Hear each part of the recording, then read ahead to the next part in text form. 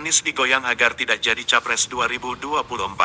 Anies terlalu kuat maka digoyang lawan politik.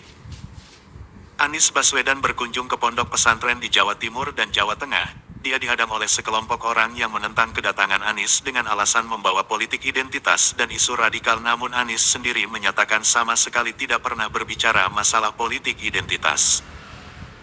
Isu politik identitas selalu digunakan para buzzer untuk menggoyang Anies agar popularitas menurun karena ada persaingan antara status quo dan politik perubahan.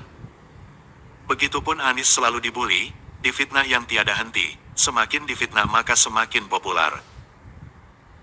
Hujatan dan fitnah selalu diproduksi untuk mendegradasi Anies agar tidak jadi presiden tahun 2024, akan tetapi faktanya rakyat semakin mencintai Anies yang dibuktikan dengan kunjungan ke Jawa Timur, ke Madura dan berbagai daerah lainnya selalu dipadati pendukung dan simpatisannya. Anies orang yang kompeten dalam memimpin bangsa yang dibuktikan dengan kegiatan-kegiatan internasional yang sering diikuti bahkan sebagai narasumber. Akan ditetapkan sebagai tersangka Formula E. Ahmad Yani yang juga Ketua Umum Partai Masyumi yang belum lolos pemilu 2024 bahwa Anies akan gagal karena akan dijadikan tersangka Formula E oleh KPK.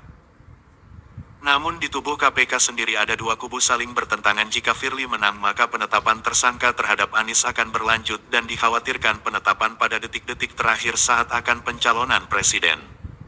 Partai Demokrat dibajak Muldoko. Muldoko mengajukan PK terhadap anggaran dasar, anggaran rumah tangga Partai Demokrat. Ketika MK mengabulkan PK Muldoko maka Partai Demokrat lepas dari Koalisi Perubahan dan bergabung pada Partai Indonesia Bersatu, koalisi besar. Tinggal dua partai pendukung yaitu PKS dan Nasdem yang jumlahnya hanya 104 kursi dan tidak cukup untuk memenuhi 115 minimal kursi sehingga tidak bisa memenuhi PT 20%. Kata Ahmad Yani, hal ini yang membuat gagal menjadi capres. Spekulasi Ahmad Yani tersebut menjadi kekhawatiran kita semua, terutama ketika tiba-tiba putusan dibacakan 2 hari sebelum pendaftaran calon atau misalnya penetapan tersangka itu menjelang pendaftaran. Dari sini, Partai Koalisi Besar hadang Anies. Anies Baswedan memang merupakan antitesis rezim, yang mewakili rakyat banyak yang menginginkan perubahan pemerintahan semakin baik.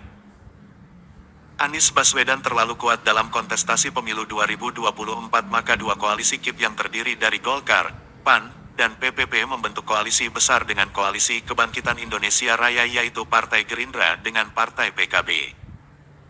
Koalisi besar ini atas komando Presiden Joko Widodo yang diharapkan bisa memenangkan kontestasi dan melanjutkan kepemimpinan Joko Widodo. Namun kelompok Anies penuh percaya diri tidak takut dengan koalisi besar, karena belum tentu besar itu menang. Sebagaimana dalam pemilihan gubernur Anies hanya didukung 2 partai juga berhasil memenangkan pemilihan tersebut.